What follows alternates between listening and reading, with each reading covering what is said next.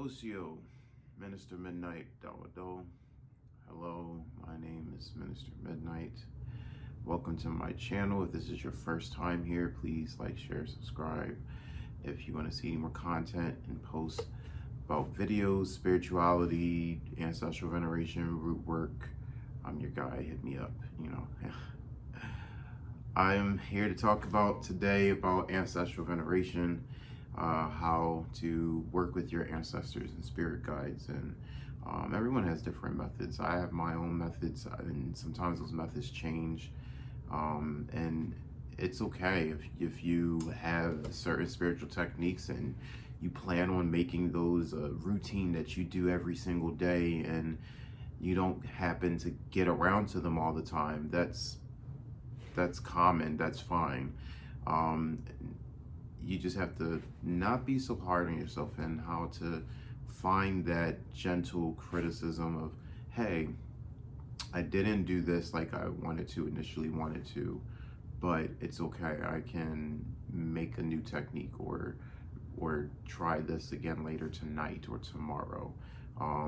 That's something that all of us, even including myself, work on. Sometimes you have a plan on how you want to do your spirituality, how you want to work your spirituality, and it doesn't go according all the time.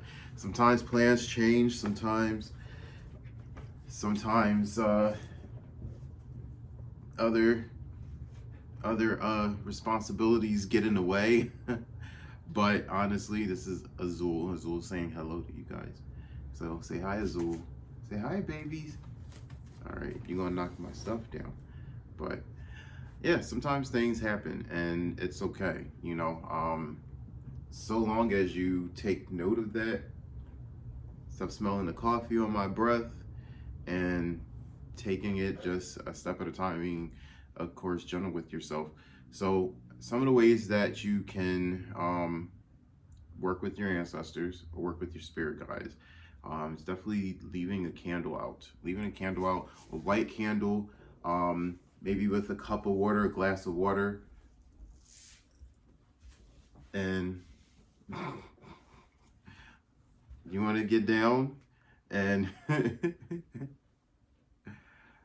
leaving a cup or a glass of water out sometimes, is definitely helpful.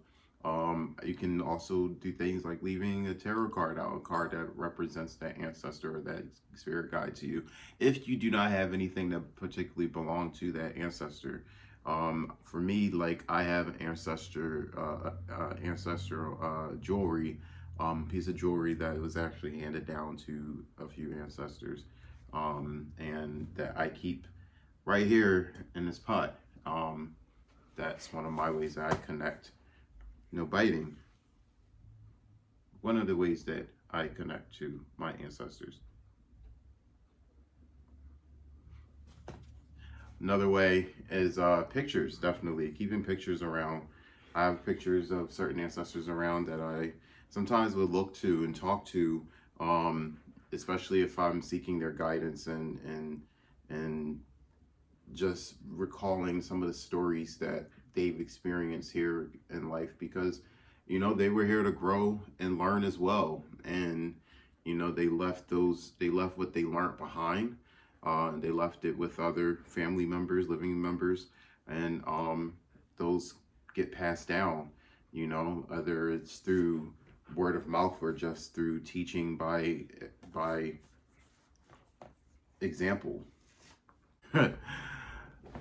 Another way you can honor your spirit guides and ancestors, is definitely leaving out offerings, things that they would have liked. Certain ancestors of mine liked cigarettes, for example. You can leave that out. Something that they like to drink, like alcohol or soda, certain things like that.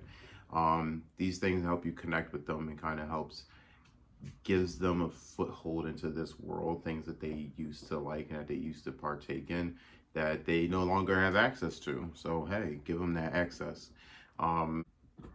Definitely like to start with is smudging. smudging using sage and cedar. It's a traditional way here in the Cherokee community. It's definitely it's one of the traditional ways that I like to begin contacting them and to receive their guidance and to just put myself in the state that I want to be in order to be able to listen to what they have to say. You can also burn tobacco. You know, I like to burn tobacco that I get from the store. You know, I may not smoke it sometimes, but I will take it out and I will sprinkle it with my sage or with my cedar, and I will have that on charcoal, and I would just allow that to fill the space. As tobacco is used to send up prayers to the heavens, so I would use that to in my prayer work and in my meditation work and in my spell work. That's something that I found to be very powerful. I also use in my candles, in my tobacco candles, that seems to have a direct impact on things that I would like to manifest. Again, things like leaving a glass of water or a candle for them is helpful. I like to leave that on my pot sometimes. It's just my way of contacting my ancestors and reaching out to them and having them connect with me. So some of the things that you may ask yourself is like, one of the things you may ask yourself would be like, how do I know my ancestors are contacting me or trying to reach out to me? One of the best ways that you can find that out is through your dreams. Like if you're not someone that really recalls or remembers your dreams, honestly, like I would definitely work on altering that. I would find different methods to start inducing your dreams if you want to start receiving them, because not everyone gets dreams and not everyone remembers their dreams. Some people don't have dreams at all, but if you would like to, there are different steps and different methods that you can do, and I can discuss that in another video probably. But if you do receive dreams and they become very vivid and they become very, very influential in your day-to-day, that is a clue that your ancestors are contacting you. How do they become influential through your dreams? Well, for example, like you can have certain dreams that when you wake up and you have a certain phrase in your head, like that you just for some reason hearing today. I just kept like for example today I had a phrase in my head. I just kept hearing insult to injury, insult to injury. I have no idea what that was pertaining, and I happened to see that same phrase in a mobile game today. It's not the name of the game, but it just happened to come up in one of the lines, and I was just like, huh, that's interesting. I kept hearing that phrase all day. That's an example. Or seeing certain symbols and images and whatnot that you'll wind up seeing in your day. Something that you wouldn't expect to see. That's probably not even that common. That's probably so common that it's not common in your personal life. If that makes any sense. That when you see it, you're just like, I know what that is, but I didn't expect to actually see that today. You know, that's another clue. These are just some of the things that I like to pay attention to and take note of, and when it comes to communicating with my guides. They have shown me things from family to friends to my own personal situations and things that I'm still in shock about. Things that I'm still trying to wrap my head around. Dreams that have told me about the state of the world prior to current events, and dreams that have told me about the state of my living and my living situations and my love life prior to current events. Things like that have come to me in dreams years, even before they actually manifested in the 3D. And that's something that I attribute to my ancestors, every single time that it comes up, because I know that is their way of letting me know that things are going to be okay and that I'm going to be where I need to be at. And that's what your ancestors do. Like, they are going to make sure that you're okay. Not all of them, of course, are, the best to work with, and not everyone wants to have their ancestors in their personal space, because not everyone's family, unfortunately, has the best intentions for them. So, with that being said, how do you know which ancestors are good to communicate with you? Which ancestors do you want to have in your space? You always do a declaration. Do a declaration of just, I want the the best guidance from this ancestor that would um, have the best intentions for me. You want to make a statement or declaration that has that affirmation in it.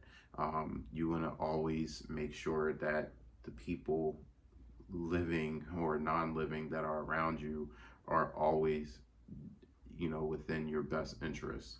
And if you don't have family members that you um, would want in your life because you know that they're toxic for you, the same energy that you put into either trying to heal that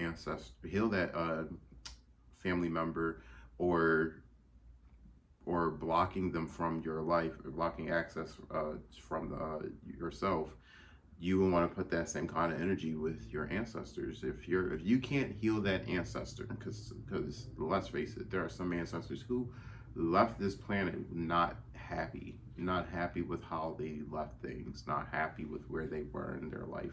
They could either gone too early, too soon, or just did not get out of the cycles that they wanted to actually get out of by the time they departed. If you aren't healing them, if you can't heal them, then you would want to push them out of reach from you, from having access to you. Now, how can you heal ancestors? Oh, that's a lot of work. That would be a lot of work. That would require a lot of research and understanding, the life that they had, and especially in the times that they were from, and what they were experiencing and going through. And I would say the easiest way would be to kind of live an experience that they would want to have lived. And if you're not really, if you don't really want to live for them, for something else that they've done, then it might not be the right route for you. You may want to maybe donate to a cause of theirs. Maybe you can do something like that. But I would definitely say doing something on behalf of them, on behalf of something that they stood for, something that they were interested in, or something that they really wanted to experience for themselves, would help heal them, along with any other spiritual rituals that you have. So those are just some of my quick tips on ancestral veneration and the spiritualist practice. Again, these are just a few of my methods that you can use, whether you're starting off or just getting back into the swing again, or just trying to refresh your practice, generally speaking. Like, share, and subscribe again if you're new to the channel. Drop a comment down below and let me know some of the ways that you like to work with your ancestors. Again, feel free to share any of your experiences with me. Have you had any ancestors that have come around that actually helped you through a tough situation? Or have you had certain ancestors that caused, you know, certain situations that you had to get yourself out of and heal from. Because maybe that could have been a moment that they were trying to express and share with you something that they experienced and that they need help with. And you just maybe didn't understand that that was something that was a cry for help from an ancestor of yours. But these are all different possibilities and different ways that we can work with our ancestors. And I really appreciate you guys. Drop by my website, theobsidianeye.com. I'm also on all social media platforms. Just look for Minister Midnight or August Midnight on Instagram and Facebook and Twitter. So notification bell if you would like to receive notifications about my next video uploads. So that being said, appreciate you guys. Donadago Hai Wado. I will talk to you guys soon. Thank you.